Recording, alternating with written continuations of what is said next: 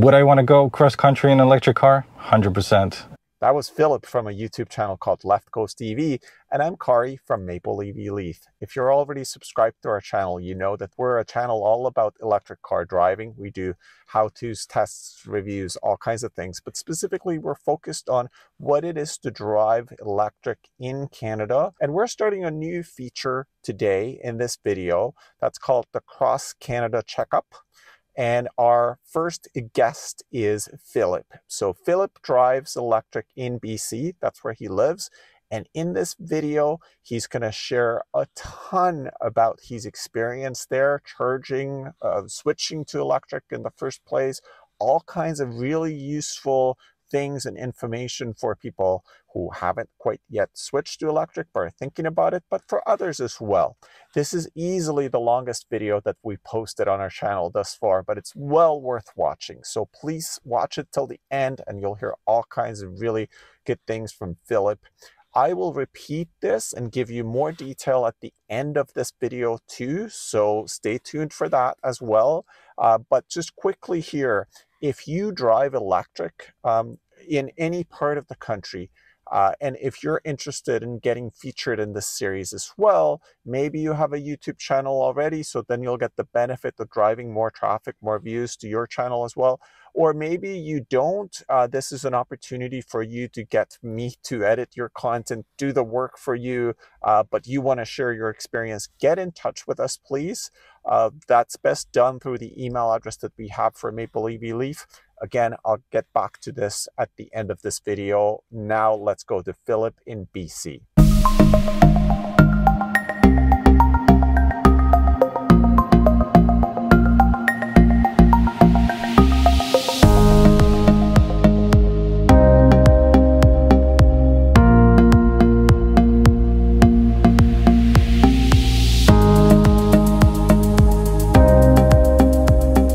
Hello, my name is Philip and I run the Left Coast EV YouTube channel. I am based in British Columbia, Canada, Coquitlam to be specific. And today in this video, we're going to have a look at some of the charging infrastructure and answer some of the questions that viewers might have regarding owning, driving, and living with an electric car. So let's get started. The first question that I always get asked when I say that I drive an electric car is, what made you go electric anyways? Well, I live in BC, and if you're not from Canada, you might not know that British Columbia at one point had some of the most expensive fuel prices in all of Canada. We were well over $2 per liter.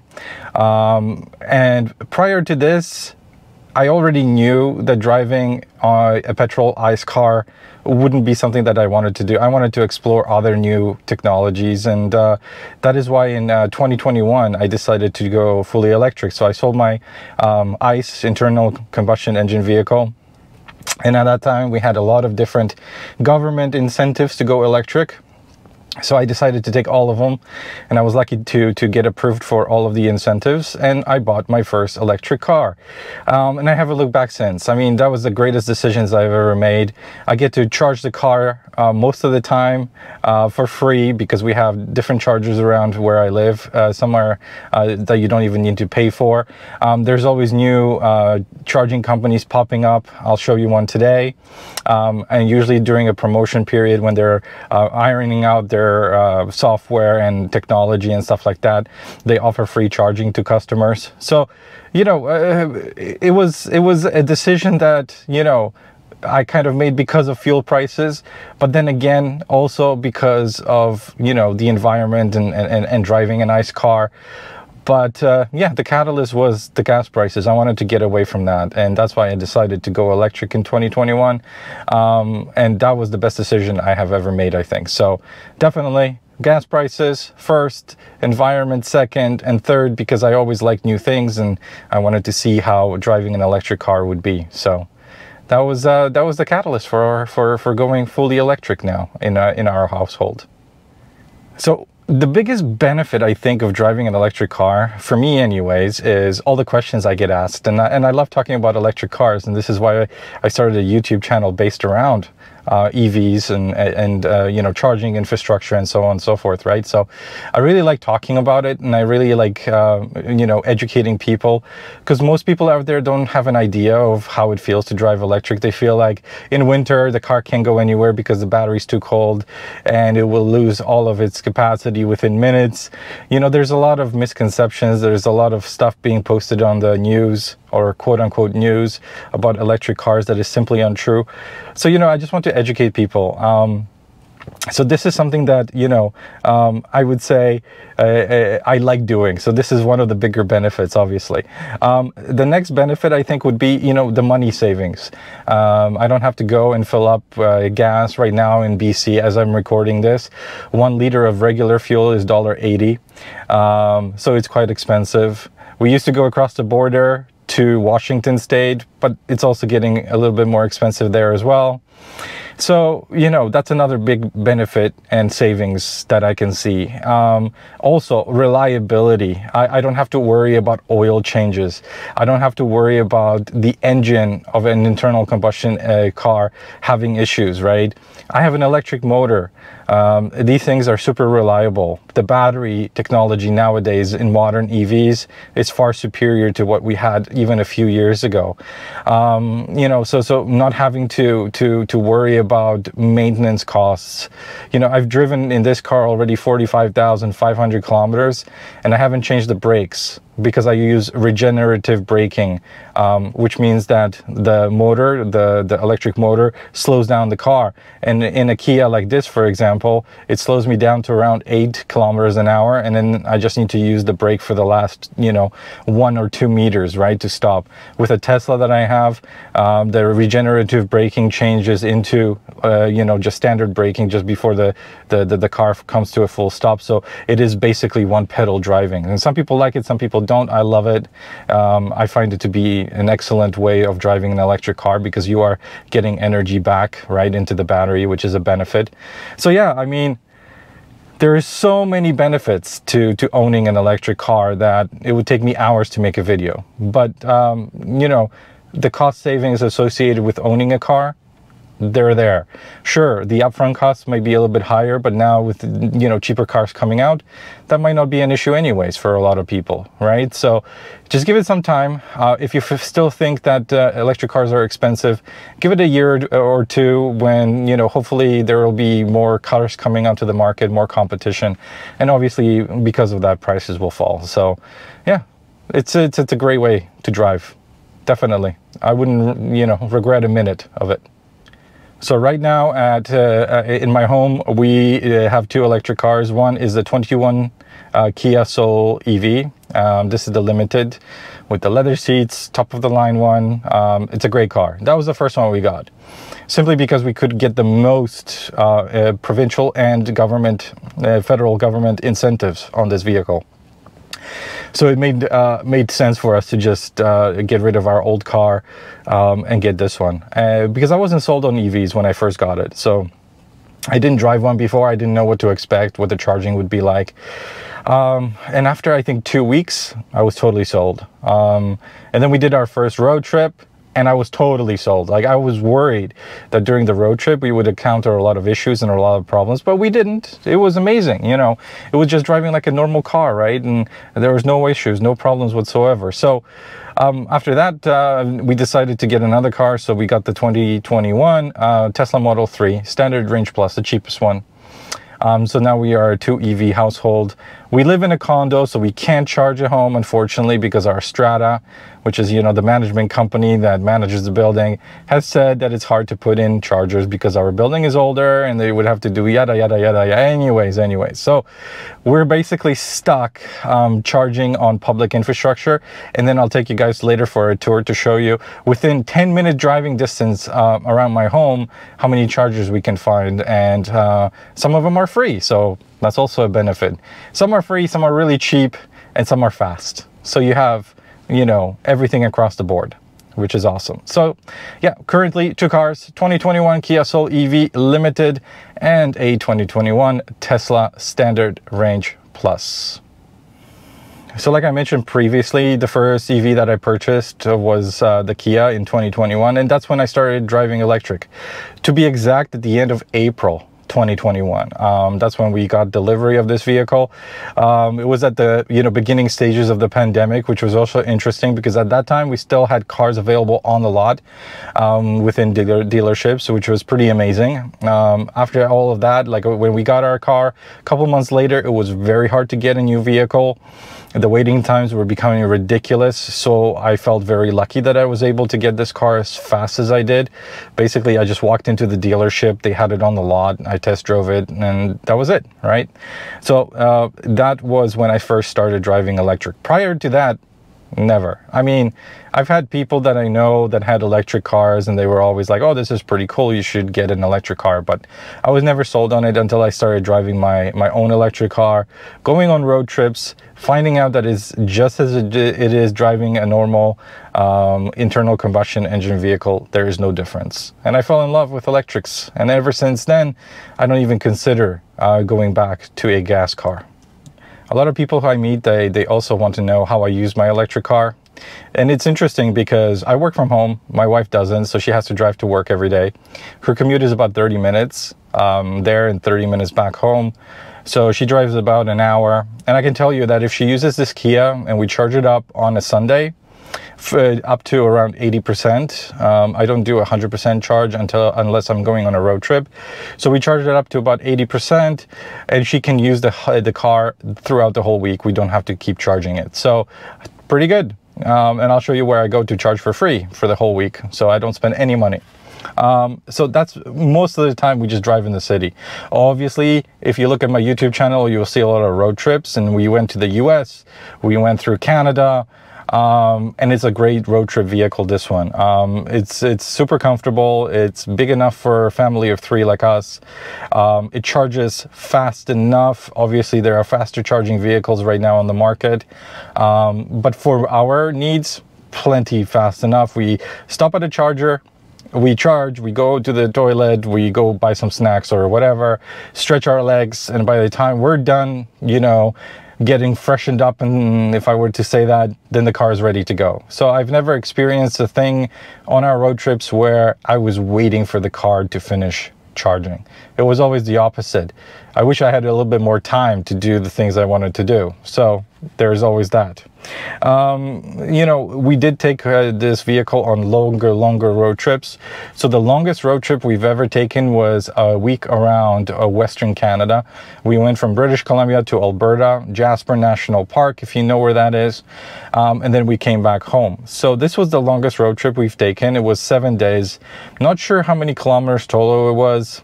I think it's like around 3,500 to 4,000, something like that. I have the whole series on my YouTube channel if you want to watch. Never had any issues with any chargers. Charged successfully every time we showed up at a charger. And then, yeah, I also put all the costs down of how much it all cost me to charge up. So it was a great road trip car. So 7 days, over 3,000 kilometers, I believe it was. So, long car trips, same as any other car. You just have to think that in about 2 to 3 hours, usually 3 hours, you need to stop. But unless you have a bladder the size of, I don't know, like the moon or something, you're gonna have to stop anyways, right? So, kids need to stretch. My 12-year-old needs to get out of the car sometimes, right? Because he gets antsy. I'm the same way. I got to get out, stretch my legs. We got to go eat something. So, I see no difference. Absolutely no difference. A 40-minute stop every 3 hours to charge and stretch our legs, it's not an issue for me. So yeah, great road trip car. The savings on a road trip, again, are tremendous. So yeah, definitely recommended. Another question that everybody has, and it's a good question, is how do we charge our electric cars? Well, first let's start with the basics, okay? Very quickly. There are 3 types of chargers right now offered to electric vehicle owners. Level 1, which is your standard 110 plug that you have at home. Any outlet will do. You can use the supply charger that comes with your car if it did come. Nowadays, some manufacturers don't include it, but you can buy one on Amazon really cheaply. And then that will give you around 1.3 kilowatt you know, per hour. So if you got a 64 kilowatt hour battery, more or less, it will take 64 hours, right? More or a little bit less because it's 1.3, right? I believe this one, it's like from around 10%, it will take 48 hours to charge fully on a level 1. So that's the slowest, obviously, right? But that's available to everybody, and everywhere you can find an outlet like this, right? At home, if you're on a road trip, you're staying at an Airbnb somewhere, you can always plug in your car. The second one is your level 2 charging, which is, you know, 240. Okay, and then these chargers are a little bit faster, usually around the 7 kilowatt per hour mark, and then obviously that can charge your car anywhere from 4 to 5, 6 hours, depending on how big your battery is. So a lot of vehicle owners, electric vehicle owners, will install these kind of chargers at home, so that if they come home, their car is depleted, you know, around 10%, they will plug it in, charge it overnight, and wake up the next morning with a full tank of gas, so to say. So that's something that a lot of people do. I can't because I live in a condo, like I mentioned, and I am not allowed to install one. Then we have finally the DC fast chargers, which are the level 3, and those are the fastest. Okay, so as DC means is direct current, so it takes the current directly from the grid through this machine right into the battery. So there is no middleman in the middle, right? So this is where you get the fastest charging. And this car that we're sitting in right now, the 2021 Kia Soul EV, can take up to a maximum, and this is what I've seen on my display, 79 kilowatt per hour. Okay, so theoretically, if you had that throughout the charge curve, you can charge this car in less than an hour from 0 to 100. Now, that doesn't happen because there's charging curves and so on and so on, but I won't get into that. Suffice to say, if you are charging from 10 to 80 and you will show up with a warm battery at the charger ready to charge, you should be able to charge this car in around 40 minutes. Okay, and that gets you back on the road. That gives you another 3 hours of driving and you're good to go. So those are the 3 things. Okay, how do I charge my car most often? It just depends.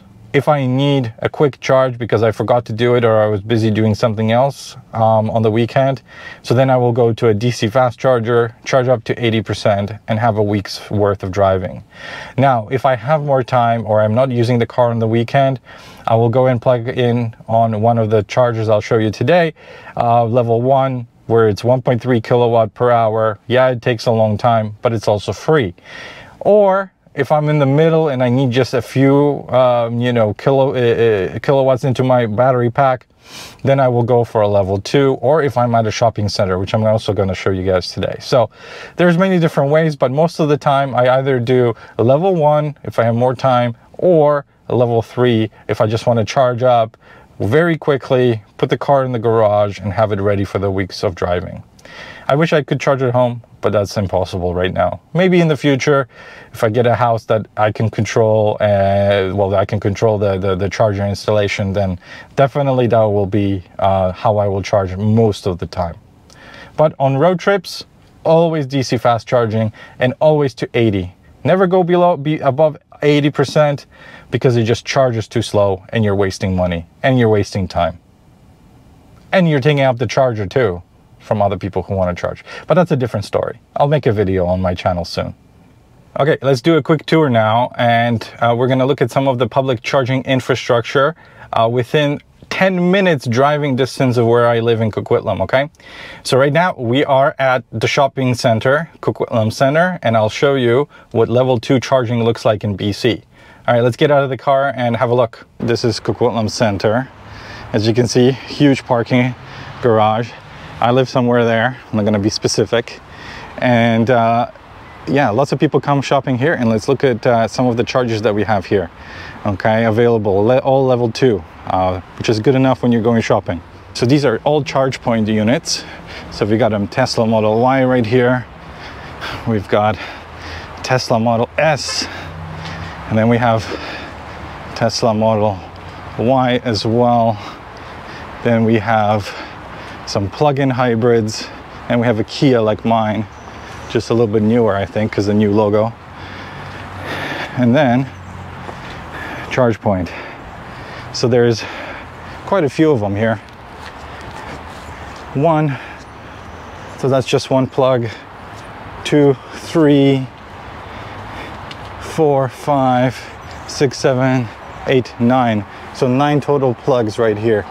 And yeah, if you're going to the shopping mall, why not park here? And it's all nicely signed with like a EV logo. Yeah, and then you can charge. Very nice. I like these older Teslas, by the way. Really nice cars. The older Model S, that's the 75D. Yeah, so there you go. That's our first stop. Very nice little installation here. And like you see, lots of empty spots. So if you're coming shopping at Coquitlam Center and you drive an EV, park over here. And I think it's like $1 a minute, something like that. Let's go to the next location then. Now we're coming up on a DC fast charger station. So this is a 50 kilowatt BC Hydro, just outside of a real Canadian Superstore. And then there is a brand new Chevy Bolt part here. So these are the units. I'm gonna try to get some better angle for you guys. So there's 2, but only one car can charge at one time.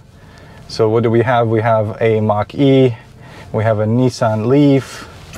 All right, let's go around to the front here, and I'm gonna try to give you guys another angle on this. So BC Hydro is known for clean energy, so all of this is powered by hydro. So yeah, this is a 50 kilowatt.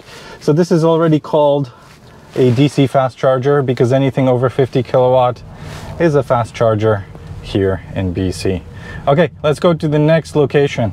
Now we're at the Chevron gas station, and the newest player in the EV charging game with their very unique fast chargers. So let's just drive up there a little bit. So here, Chevron gas stations and their on-the-run convenience stores launch these things, all right? I'm not sure why that Prius Prime is there. He can't charge on a DC fast charger, but that Kona can.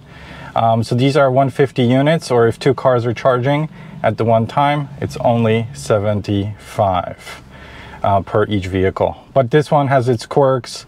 It's a different kind of charger, and I'm gonna make a dedicated video about it.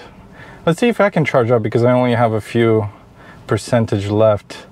See if there's still anything left in the battery of the charger. Yeah, the charger has a battery. All right, let's see if we can plug in.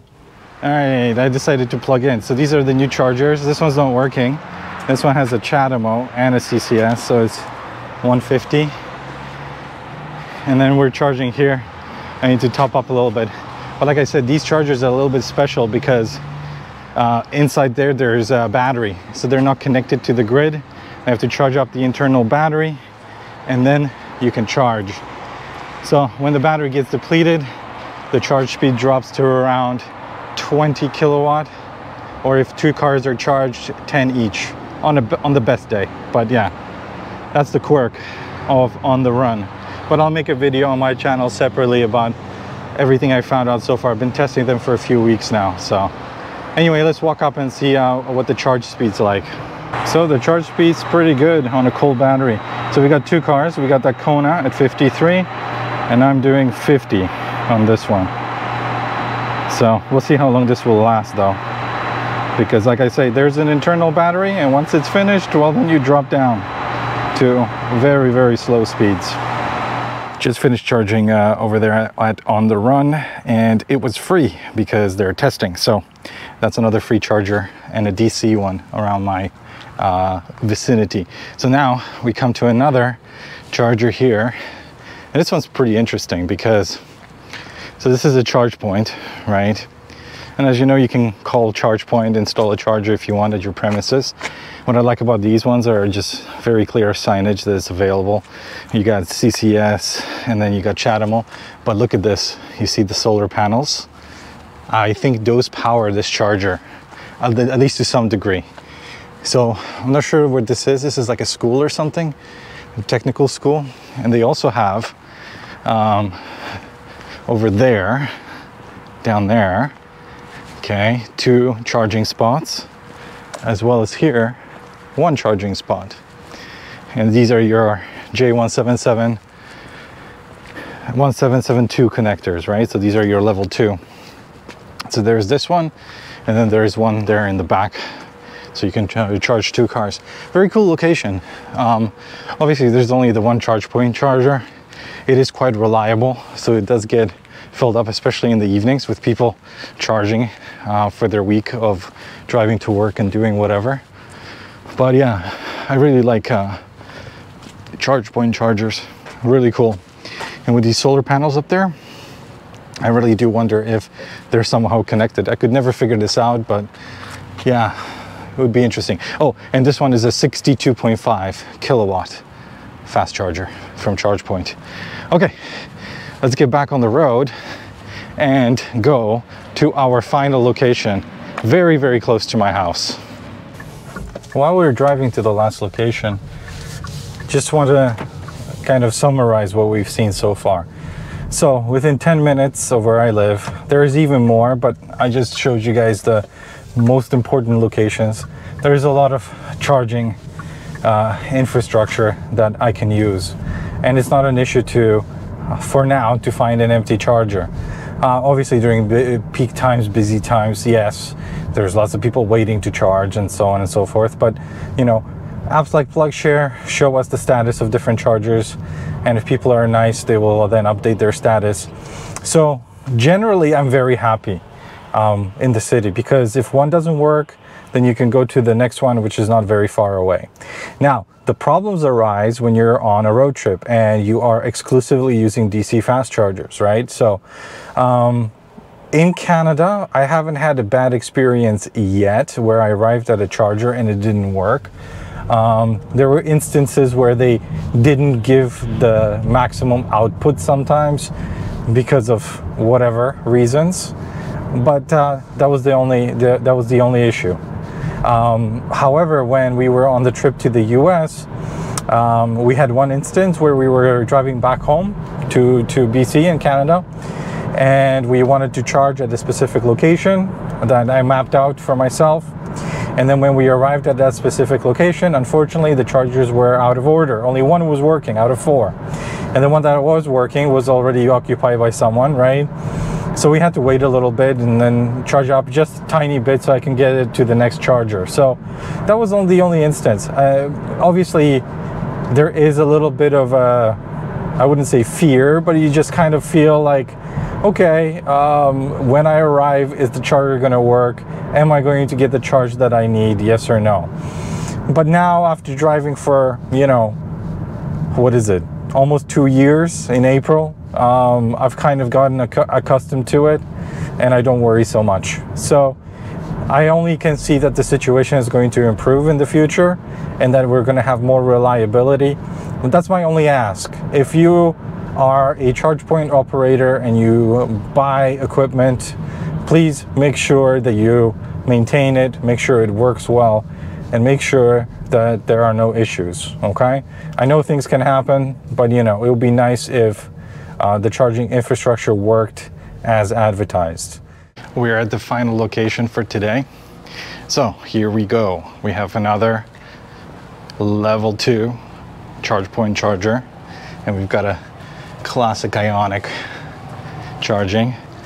So there you go, 2 handles, you can charge here, okay, signage for EVs, and then also this is what I was talking about, and then this one is your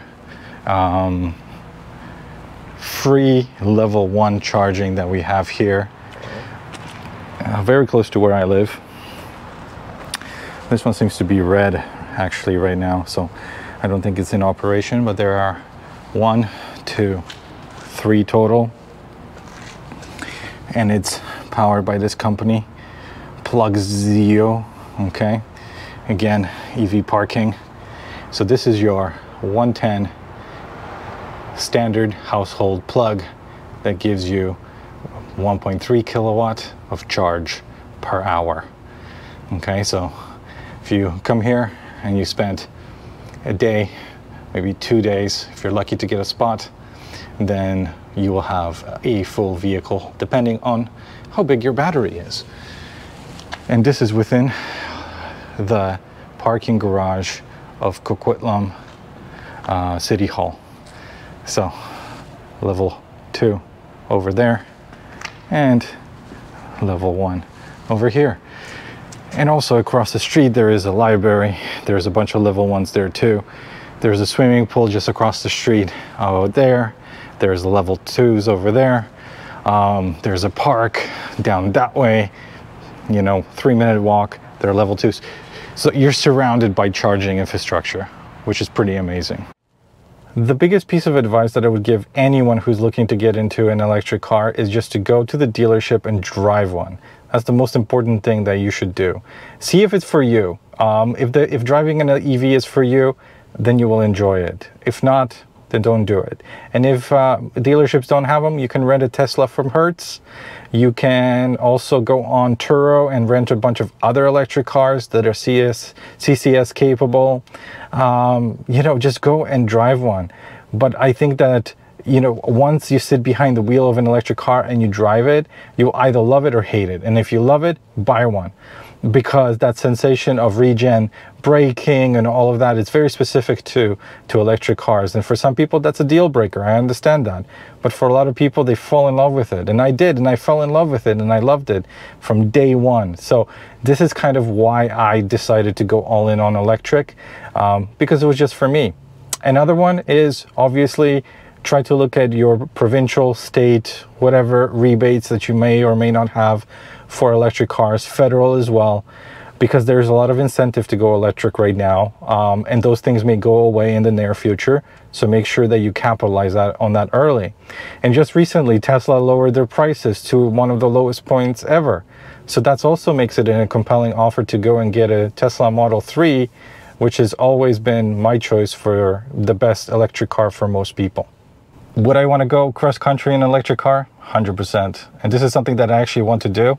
And I'm planning on doing quite soon. I want to go from Tsawwassen, which is on the west coast of Canada in British Columbia, all the way to Nova Scotia. And I want to do it as fast as possible. So basically 2 drivers, we don't stop and we go. There's currently a record set by a team of 2 Canadians who drove a Tesla Model 3 long range. I don't know how long they took, but it wasn't that long actually, to be honest. The video's on YouTube, so you can just search Tesla Model 3 Canada Cannonball or something, or world record, something like that, and it'll pop up for you guys. So very interesting video. They did it in the winter. Had no problems charging whatsoever. So this is something that I want to do in the future, is try to see if I can beat that time, maybe in a Tesla, maybe in a CCS car. Okay, and then the final question that I was asked to answer was, would I be switching back to an ICE, internal combustion engine vehicle, from my fleet of electrics? And the answer is simply no. I will never switch back. I'm 100% electric right now, and I love it. And I wouldn't change it for anything in my life right now. I think that the infrastructure is just going to get better. Cars are going to get better. They're going to have a longer range. Battery technology is going to improve. Some of the battery technology that China is working on right now that charges faster, has better thermals, so winter driving is going to be better. It's so exciting. It's so exciting. So yeah, no way. If someone took away my electric car today, I would be like, I want it back, okay? I don't want to drive a gas car and spend $1.80 right now in BC to fill it up. No thanks. You know, honestly, since around mid-December when that free DC fast charger opened from On the Run, I have not spent a cent to charge this car. So I've been driving for free, which is amazing. And yeah, you can't say that about a gas car, can you? And no maintenance, which is also great. No oil changes. No part changes, no worrying if something's going to go wrong. It just works. I get in and I drive. I never have to think about, will it turn on in the morning? Because it always does. So yeah, no thanks. Those who want to drive gas cars, go right ahead. But me, I will never be switching. Okay, that's it. Well, thanks so much for watching. It was awesome to get to answer these questions, show you around where I live in BC and all of the stuff that we have available. Make sure to check out my channel, Left Coast TV on YouTube. And watch some of those road trip videos, watch some of the charger reviews. It will show you that not everything is perfect, right? Because I don't just show the perfect side of EV ownership. There has been some pitfalls with charging, but overall, a very positive experience so far for almost 2 years driving electric. Okay, thanks so much guys for watching, and I'll see you in the next one. Take care. Bye. Thank you, Philip, and thank you for watching. Now, as I said in the beginning of the video, if you drive electric in any part of Canada, I'm interested in hearing from you. So please get in touch with us. You can do that by going to our YouTube channel page, and from there you will get the contact information for us. Send me an email, or even just add it in the comments here if you want to get the conversation started that way. I'm looking for more people all around Canada to tell us more about your experience driving electric. Thank you for watching. This is Maple EV Leaf. Please consider subscribing to our channel if you haven't already, and I will see you next time. Thanks again. Take care.